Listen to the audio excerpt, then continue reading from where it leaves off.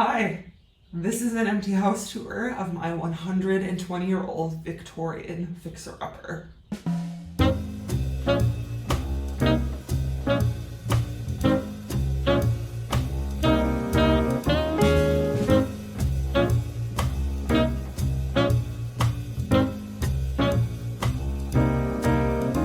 Welcome to my channel. My name is Emily, and this is the first in my new video series where I take you along with me as I restore and renovate my 1906 Victorian house. I closed on this house mere hours ago. This is my first time being in it since I took possession of it, and I thought it would be fun to take you along and show you what I am starting with. So we're gonna go on an empty house tour. I say the word empty pretty loosely. Part of my negotiation with the seller was that they could leave behind anything that they didn't want to deal with and I would take care of it for them. So there is quite a bit of stuff left behind in the house. So we're gonna go room to room. I'm gonna show you some of the house's best characteristics, some of its worst characteristics, and talk through my general plans with how I want to remodel.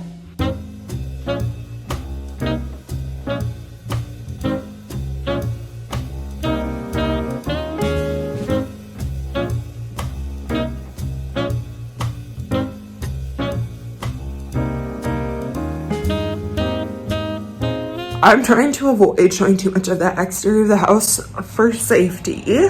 But if you walk up to the house, you walk up these front steps, and this is actually the front door. And it leads into this 3-season porch situation. Because this is a Victorian house, I have a sneaking suspicion that this porch actually used to be open and was a full wraparound porch. But someone closed it in at some point, and I think in my wildest dreams, I would love to reopen it and have a big, beautiful porch to look upon the people. And then from the porch, we walk into what I believe is the original front door.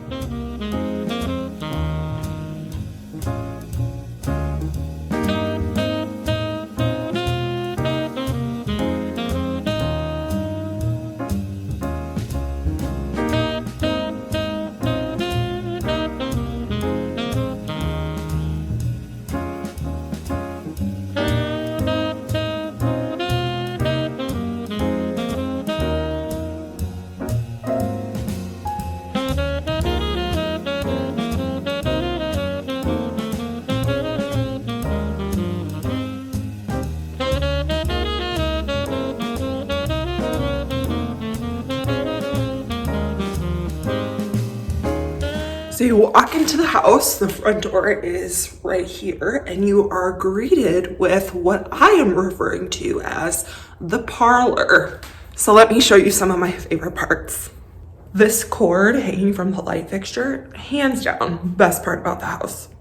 The absolute selling point of this house is the ornate carved trim over most of the windows and doors on the downstairs floor. Come on, look at that.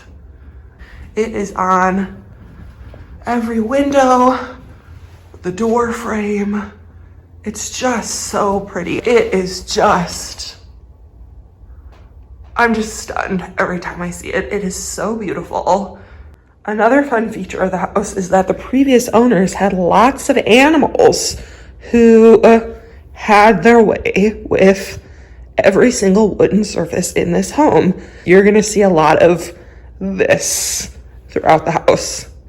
But underneath the blinds, we have just some stunning, I don't know what you would call this, but etched glass. It's beautiful. Also in the parlor, we have the fireplace. This house was built in 1906. It had an original wood-burning fireplace that has been boarded up for years and years and years. This is a gas fireplace, and I think it looks fine.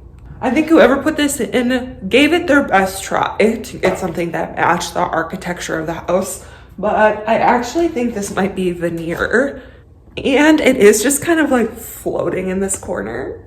I'm so happy to have a fireplace that produces actual real fire. Like, who am I? A queen? But my dream would be to find a salvaged real antique mantle, one of the like really big ones, and maybe build out this corner so it's not floating here randomly and weirdly, and put in a real antique mantle. Thousands of dollars, but I think it might be worth it someday when I have money again. The other really fun thing about this house are these original cast iron radiators and exposed pipes. I didn't know how I felt about the pipes at first, but I have grown to love them. I think they're just like a quirky, cool thing. And then the radiators are beautiful. They've got design on them. I don't know what you call this, but every single radiator in the house looks like this. So my plans for the parlor, I still don't quite know. I think it's just gonna be a sitting area. Functionally, this is the door that people are gonna come into the house. And so I need a solution for coats and shoes.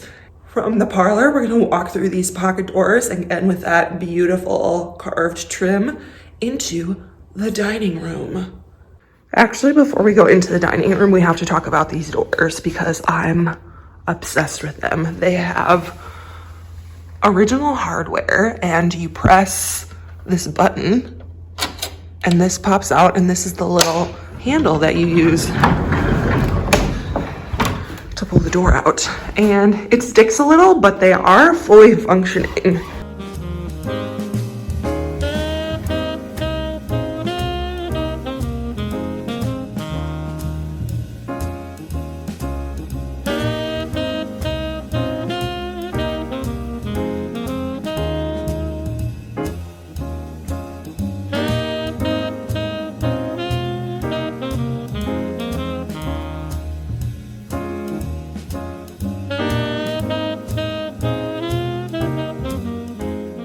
All right, so we come into the dining room. The parlor is behind you. We once again have that beautiful carved trim, more radiators, more pipes. I don't know for sure, but my inspector did warn me that I should get this weirdo ceiling tile, tested for asbestos, obviously, but this is the only room in the house that has this tile. As you can see, it's not in great shape. It definitely has to come down, but I am really nervous, like, why it's there in the first place. Like, I can only imagine it is hiding a multitude of sins, and I'm a little scared to figure out what's happening under here. The plaster in this room is also in the worst shape in the house. There's a couple spots that are literally cracking and separating from the wall. Here's another pretty bad spot in the corner, and then, you know, just lots of hairline cracks. The trim on most of the windows has been really damaged by pets. So one of my big projects is definitely going to be refinishing these, trying to salvage them, and hoping that all of this original wood trim can be saved, despite how beat up some of it is.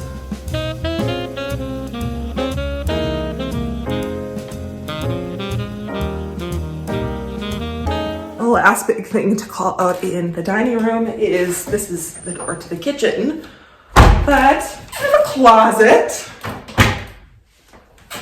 It's nothing too exciting, but it is there, and it is pretty big, nice, sizable storage for, I don't know, kitchen stuff, secrets. It's all gonna go in there.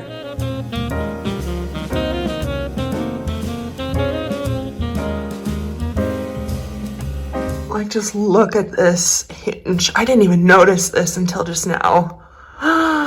Look at how pretty that is. Okay, so now coming out of the dining room, back into the parlor, and then over here we have the living room.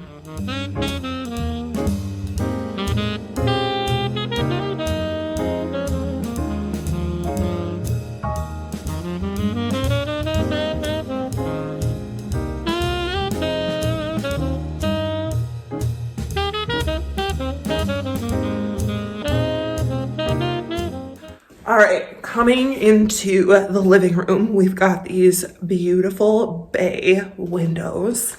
I love them. Who doesn't love a bay window? They're just so grand and beautiful, and I can't wait to hype them up with some big curtains.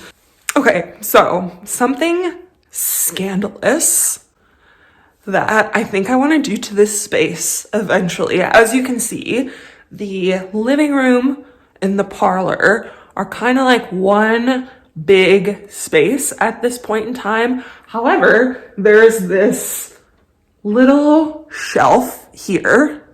Pointing is hard. There's this little shelf here.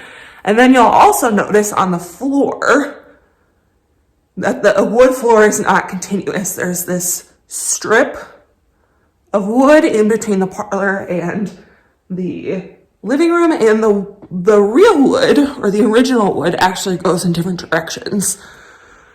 So my theory is that there actually used to be another set of pocket doors here. This wall is pretty thick, which makes me think it had some room for a pocket door.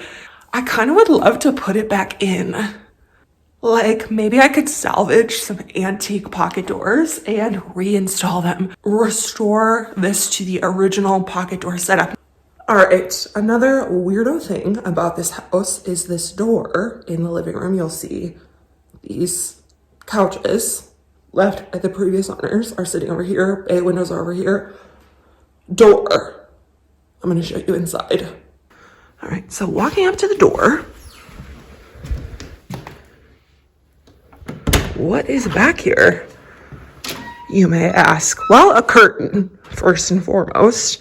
Curtain is here because there is a motion activated light in the corner, and this is actually a little, I suppose you could call it a closet. It's cold in here. It's not insulated. Oh, there's some cat poop in the corner over there. Delightful. My theory about this room is I think this used to be open. This wall right here is actually one of the walls on the front porch. The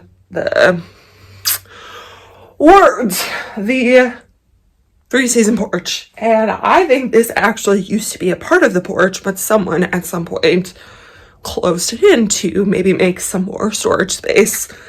My nemesis, the water damage. So I don't actually think I need this storage space. There's a ton of other areas in the house that can be used for storage. So as part of the porch project, I think that I'm gonna open this up again, hopefully. I don't know if I'm allowed to do that. All of the doors and windows in the living room have a slightly less ornate trim, but it is still beautiful. I think this is called dental trim / molding. And from the living room, we walk into the kitchen.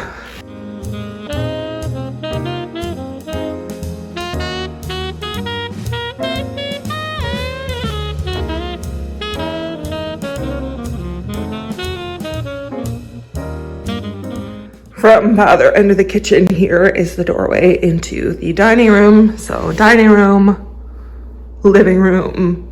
The house is really just one big square. All right, so here we are in the kitchen, and this is a back door onto the back deck. Again, really nice bay windows. There's a ton of natural light in here.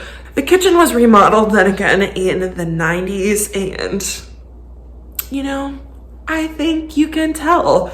We've got laminate floors, some decent oak cabinets, but it does look pretty dated in here.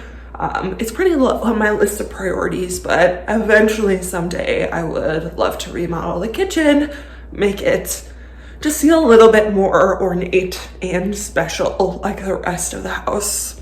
The last spot on our tour of the downstairs is the bathroom. You know, there's not much special going on in here. It's a bathroom.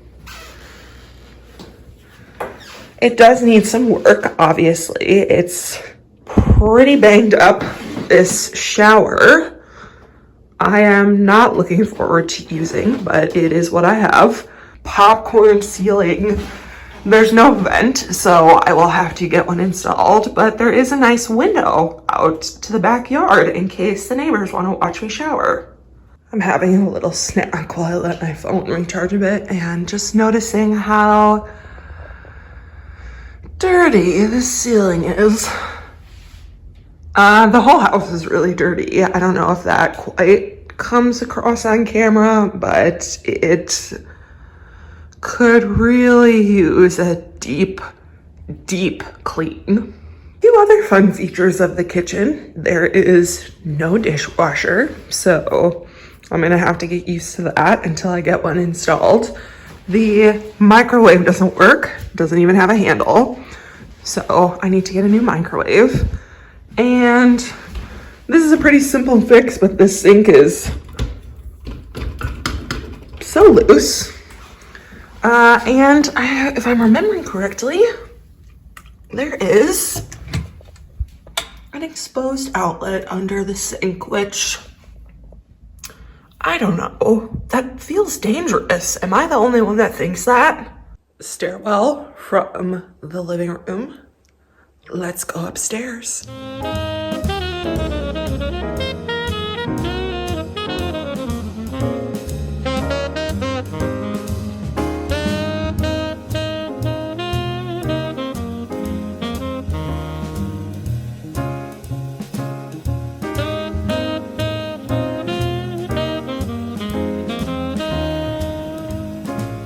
We are now in the upstairs landing. At the very top of the stairs, there is this door, and let me take you out there.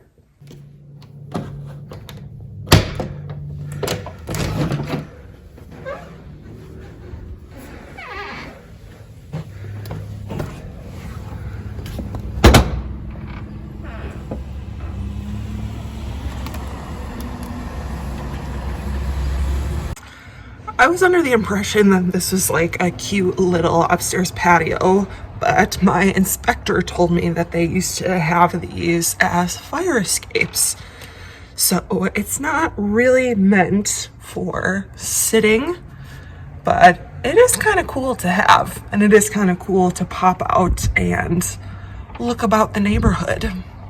Okay, real talk time. While the house has a lot of really amazing features, it is pretty beat up and neglected, and I think a lot of that has to do with the amount of animals the previous owners had and the fact that they kind of let them have their way with the house. It is pretty smelly in here. There's a lot of pet odor. I think coming into this house, it's very apparent that animals used to live here, and one of my goals with renovating is to hopefully deal with that a bit. I think one of the worst culprits in the house is the upstairs carpet. Most of the house is hardwood floors, but the upstairs landing, the stairs, and the master bedroom all have carpet. But let me kind of give you a close-up of the carpeting so you can see what I'm talking about. It's very apparent that it's had a rough life. Okay, I am now at the other end of the upstairs landing. There's the stairs, and I want to show you one of the weirdest things in this house. I've never seen this before. Maybe some of you have, but there is a railing here. There's a post-it, which I will explain. This is from the previous owners explaining how to get into the attic, because there's a railing here. Okay, I'm changing the angle a little bit so you can see this better, but this railing actually just comes out. And there's now a big gaping hole here where I could fall to my death. But if I had to go into the attic, I can now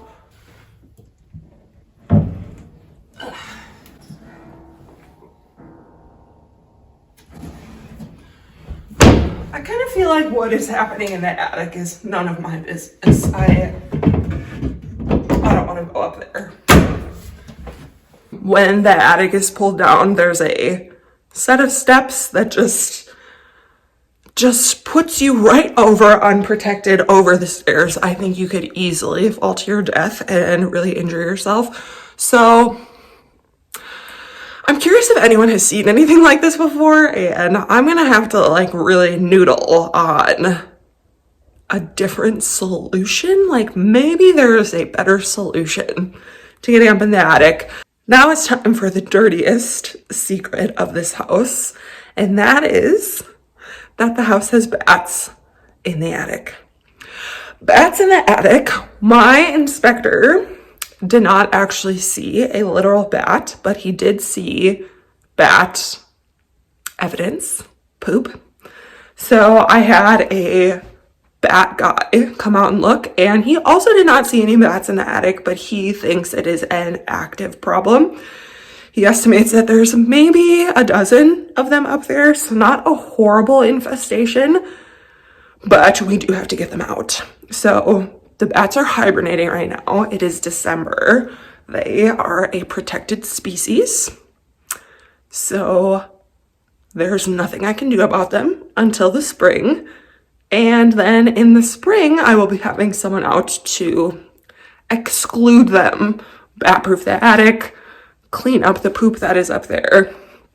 But so far, I haven't seen any bats in the living space, but they are apparently up there. And so I'm afraid of the attic, and I'm afraid of the bats, and I'm afraid of getting rabies. I do have some precautions in place. I've been researching how to sleep in a house with bats because I am moving in 2 weeks.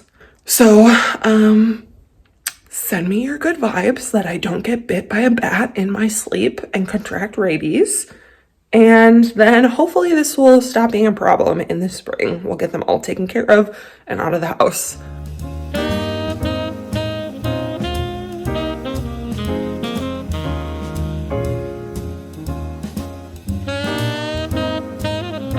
Okay, backtracking a little bit to the master bedroom. I don't have a ton to say about the bedrooms. Like, they're bedrooms.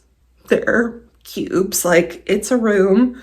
This one in particular needs a lot of work because the carpet is so bad. I am going to be ripping up all of the carpet. I'm keeping my fingers crossed that there's hardwood underneath. And there is a closet, a nice walk-in closet. So really good natural light. We've got a couple windows. You know, it's a room. It will be my room. Nice walk-in closet. A lot of the doors in the house have what I believe are original handles, which I love. This one's a little broken, but nothing we can't fix. I have a nice little closet. It's actually a pretty big closet. I don't know why I called it little. So some really good storage. And then this door actually goes into another one of the bedrooms that I will show you soon. And across the hall, we have the upstairs bathroom. Okay, the upstairs bathroom is pretty big, and again, like 2 beautiful big windows, one right here, one right there. If any of my neighbors are voyeurs, I think they're gonna have a really nice time with this bathroom.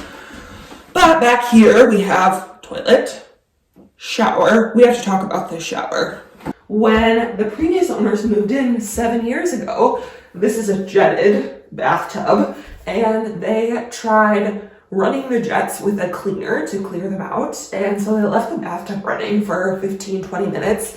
And then water started going through the floor down to the mysterious dining room with the drop ceiling. This tub does not work. The working theory at the moment is that the jets are not sealed properly. I'm tearing this out anyways, so I don't really care. However, I cannot use this tub without worrying about a leak. So it's out of commission for now. I have to use the extra grody downstairs bathroom. And then, you know, standard sink. It's all gotta go.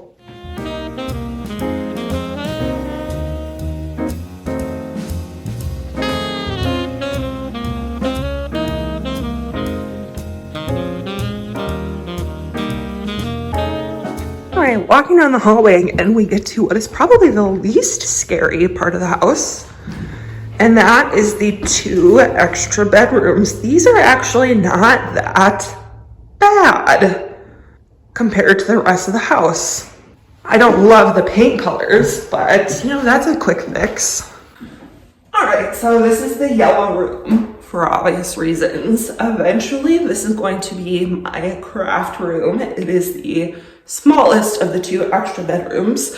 So I do a lot of knitting, a lot of sewing, and I am so excited to have a room that I'm going to be able to dedicate to my crafting and storing all of my supplies and my sewing machines.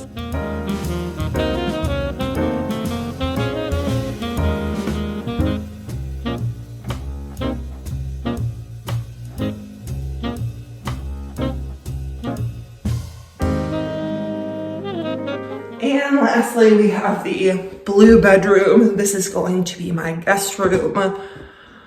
Another set of beautiful bay windows. This is sitting directly over the living room. And so from the outside of the house, you've got 2 layers of bay windows. And then this is the door to the master bedroom closet, or the other door to the master bedroom closet. All right, that is it for the main living area. And now we have to go into the basement. The door to the basement is opposite the bathroom in the kitchen. Let's check it out.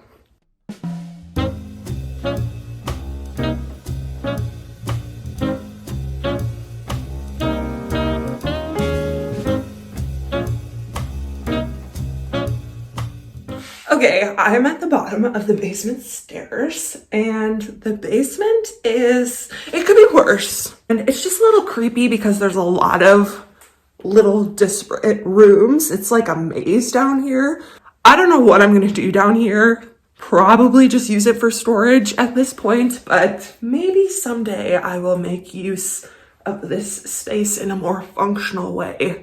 We've got this nice little storage room. My realtor and I have been calling this the luau room because obvious reasons. Coming out of the luau room, there's the stairs. We come into another area of the basement. This is, utility sink, a humidifier or dehumidifier, excuse me.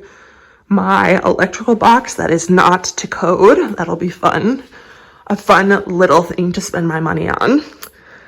And just shelves with a lot of random stuff on them. So I'll be doing a whole video where I go through everything in this basement.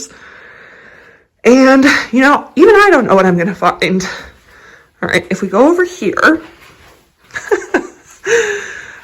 you're probably not even going to be able to see in here. This is a little crawl space. This used to be the entrance to it used to be this storm cellar entrance from the outside. And I'm not going to go in here because it's so dark. You're never going to be able to see anything. But you can actually go behind here. It's a little crawl space. There's just lots of bags of garbage back there. And I'm worried I'm going to find a body. I think this is probably where you'll all find my body one day. Okay, over here, less creepy. There are some nice windows in the basement that give it some natural light. So in the day, it's not as creepy. At night, I don't like being down here. I feel like there are monsters down here. There's this little storage room that's got, again, some stuff in it that I will be going through eventually. Stuff under the stairs.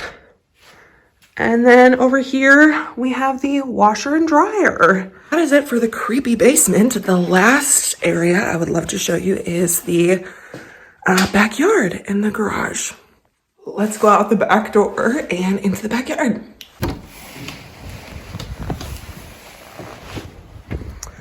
So there is a pretty nice patio out here. It is rotten. It could literally collapse at any moment. So I'm gonna not stand on it for too long. But if I go down the stairs, we have a much more secure path and my beautiful yard. And then over here, we have my gigantic detached 4-car heated garage.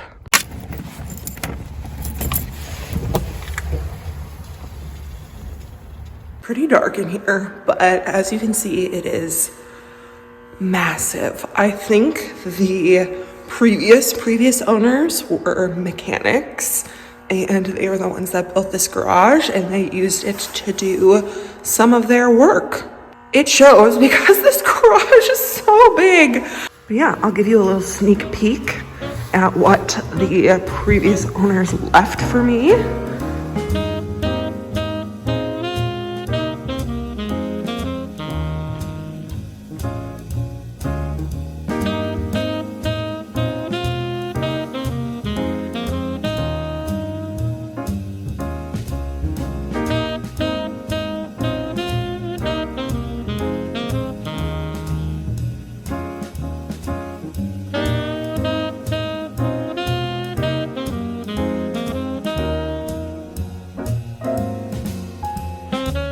All right, that is it, everyone. Thank you so much for joining me. I'm really excited to get started on this renovation project. It's gonna be a big project. It's gonna take lots of time, many years, but the secret that I really wanna make sure everyone knows is that I actually don't know what I'm doing. I've never painted a room. I've never really used power tools. I have really no working knowledge of construction or electricity or really anything that matters when it comes to fixing up a house. But I think I can figure it out, and I'm ready to learn. So if you are interested in watching a completely inexperienced person stumble their way through an entire home renovation, then you should hit like and subscribe. And I'll see you in the next one. Bye, everyone.